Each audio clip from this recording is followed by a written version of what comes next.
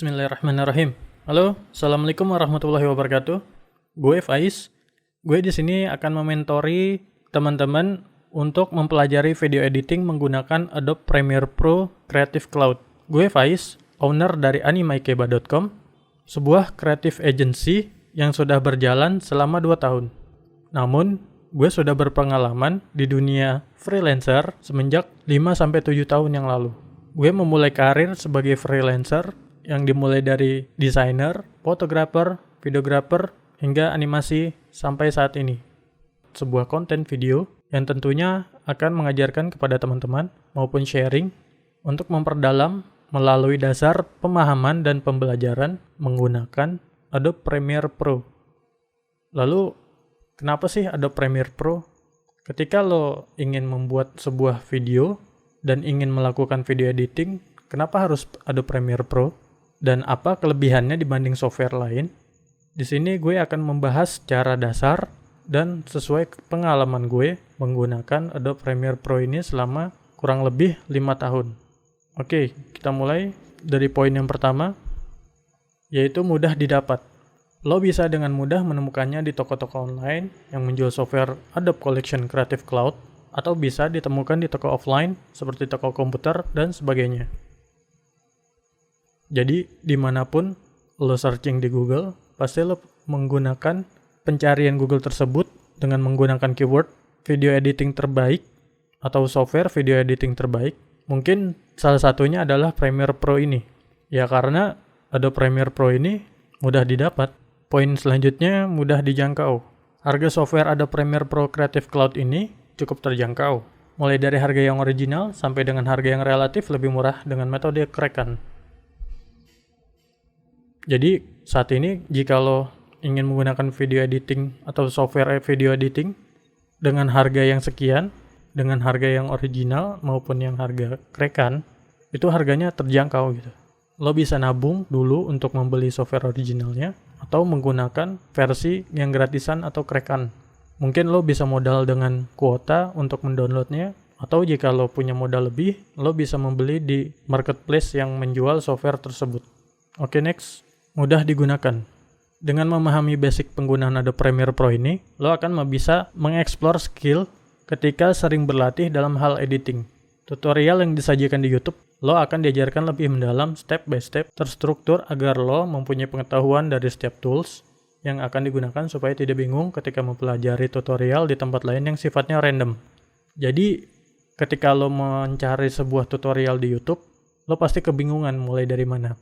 Nah, di sini gue akan menjelaskan tutorial step by step yang lo mengetahui dan memahami tutorialnya berdasarkan hal yang paling mendasar gitu. Lo nggak akan bingung gitu, ini fungsi apa, dan ini apa, dan ini apa gitu. Jadi, dengan metode pembelajaran di sini, gue akan menjelaskan dan memaparkan atau membimbing teman-teman dalam hal menggunakan software Adobe Premiere Pro ini. Poin selanjutnya, mudah diintegrasikan. Premiere Pro Creative Cloud ini adalah bagian salah satu produk buatan dari induk perusahaan Adobe Incorporate. Jadi ketika digunakan bisa saling bersinergi atau terkoneksi dengan mudah di berbagai produk software lainnya dari Adobe. Misalnya, Premiere Pro ini sangat mudah diintegrasikan dengan After Effects yang dalam hal file mentahnya bisa dengan sangat mudah diolah kembali meskipun dengan software yang berbeda. Jadi kita tahu ya, kalau misalkan lo searching di Google produk-produk software yang dihasilkan oleh Adobe, yaitu diantaranya selain Premiere Pro ada Photoshop, ada Adobe Illustrator, ada After Effects, dan ada Encore. Jadi kalau misalkan lo membuat sebuah video yang berbasis dengan gambar, atau foto, atau hal-hal lainnya, lo bisa mengkoneksikan semua software tersebut melalui file save yang tersedia. Misalkan, format AI. Format save AI, ketika lo membuat sebuah grafis yang ingin dijadikan tayangan di Premiere Pro, lo bisa nge-save-nya dengan format AI. Lalu, di saat lo import ke Premiere Pro, itu mudah banget gitu. Jadi, tanpa ada bug atau apa, itu udah pasti bisa terkoneksi. Apalagi kayak misalkan formatnya PNG atau JPG. Sama halnya dengan Photoshop. Tanpa lo nge-save dengan format JPG atau PNG, untuk memudahkan lo dalam hal layering. Misalkan kan ada tuh Photoshop, ketika lo membuat sebuah ilustrasi melalui Photoshop dengan sistem layer, dan itu udah otomatis di Premiere Pro ada, udah mengikuti struktur layer dari Photoshop itu sendiri gitu. Jadi lo bisa bebas menggunakan objek-objek yang ada di setiap layer, dan itu bisa dikoneksikan dengan layer yang ada di Premiere Pro gitu. Begitupun khusus untuk dari mulai gambar yang statis ya menjadi video, kecuali kalau dari video ke Photoshop atau AI itu nggak bisa, karena fungsinya Premiere Pro biasanya itu untuk compositing atau hasil akhir dari keseluruhan atau penggabungan keseluruhan objek-objek atau ya sumber-sumber kerjaan lo gitu, dijadikan satu menjadi sebuah video. Oke, next. Poin selanjutnya mudah dijumpai. Dengan eksistensi Adobe yang lumayan cukup menguasai pasar dunia software dalam hal kreativitas secara global dan berstandar internasional, maka seringkali perusahaan-perusahaan baik dalam negeri maupun luar negeri sering menjadikan software buatan Adobe ini dijadikan standar operasional kinerja mereka. Karena kelebihan dan popularitas softwarenya ini lebih dikenal sehingga menjadi acuan kemudahan dalam hal editing dan digunakan secara massal. Oke, dari sini lo bisa pahami ya. Jadi kalau misalkan yang tadi gue bilang di awal, ketika lo mencari sebuah keyword di Google, ketika mencari software editing terbaik, pasti salah satunya yang keluar adalah dari produk Adobe itu sendiri, yaitu Premiere Pro. Jadi dengan eksistensi Adobe ini yang menguasai pasar seluruh dunia ya, apalagi di Indonesia gitu, software Adobe Premiere Pro ini udah popularitas banget gitu digunain, dan itu udah praktis dalam artian yang tadi sebelumnya gue bilang di slide sebelumnya, karena itu bisa dikoneksikan dengan berbagai software Adobe lainnya gitu, diintegrasikan gitulah bahasanya. Jadi ketika suatu saat lo mulai kerja sebagai karyawan editor di sebuah perusahaan, baik itu creative agency ataupun perusahaan lainnya yang lo melamar sebagai karyawan editor, pasti lo bahkan menemukan standarisasi software editing itu menggunakan Adobe Premiere Pro gitu. Jadi lo nggak usah heran ketika lo menggunakan software lain, mendingan dari sekarang lo latih skill lo dari awal hingga lo expert gitu ke depannya menggunakan Adobe Premiere Pro ini. Karena survei yang gue lakukan ketika melihat tren software editing gitu di Google Trend, itu stabil gitu. Pasar Adobe Premiere Pro nya tuh stabil. Makanya dengan popularitas Adobe Premiere Pro ini selama 5 tahun ke belakang tuh, atau 10 tahun ke belakang tuh relatif stabil ya, apalagi 5 tahun atau 10 tahun ke depan gitu. Ini masih relevan jika lo gunakan gitu untuk mengedit sebuah video. Entah itu lo buat tugas atau buat karya lo iseng-iseng ya, atau buat kerjaan lo nanti gitu sebagai editor video. Dan ini juga bisa digunakan ke banyak beberapa perusahaan yang ada di Indonesia gitu. Dan jika lo sebagai seorang freelancer, lo juga bisa menjual karya editing lo secara online ya dengan menggunakan mentahan Adobe Premiere Pro, dan lo nggak usah khawatir gitu. Ketika semua sama menggunakan standarisasi Adobe Premiere Pro ini, lo setidaknya aman gitu daripada lo repot-repot mempelajari software lain yang nggak taunya software tersebut malah kurang diminati atau kurang dipakai gitu ke depannya. Oke, paham ya? Next. Poin selanjutnya mudah di-upgrade.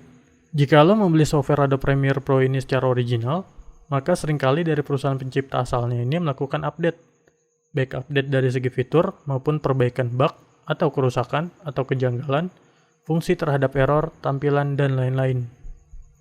Jadi maksud di sini adalah kenapa mudah di-upgrade? Seperti yang kita tahu gitu kan, yang namanya software pasti nggak ada yang namanya perfect gitu. Kadang-kadang ada yang namanya ngebug atau reset sendiri atau kena virus, atau kadang fitur tersebut beberapa bagian nggak berfungsi dengan baik gitu, atau kadang-kadang jika lo pernah ngalamin force close atau keluar sendiri atau hang itu tiba-tiba keluar dan lo belum sempat nge-save, nah itu yang dinamakan bug, kerusakan sistem dari Premiere Pro itu. Nah makanya nanti di materi selanjutnya gue akan bahas tentang hal ini secara mendalam gitu. Intinya ketika lo membeli sebuah software dari Adobe Premiere Pro ini secara original, lo setidaknya aman gitu. Karena disupport oleh tim support langsung dari Adobe jika lo ada masalah dengan Premiere Pro ini, atau lo ingin request mengadakan sebuah fitur baru gitu untuk kedepannya di Premiere Pro ini ketika update selanjutnya gitu.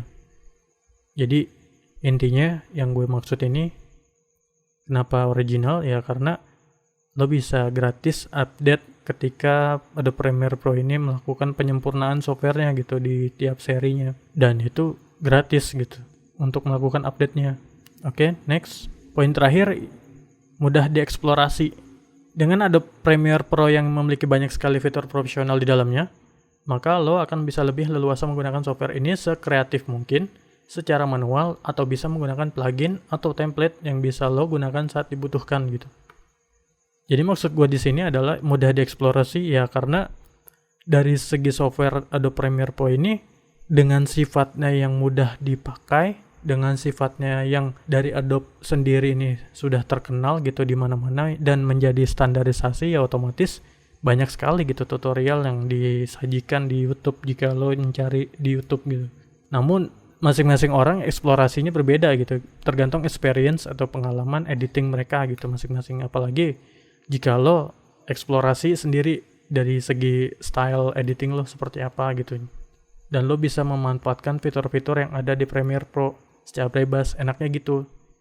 Karena ini sifatnya manual dan benar-benar memanfaatkan kreativitas lo sendiri sebagai editor.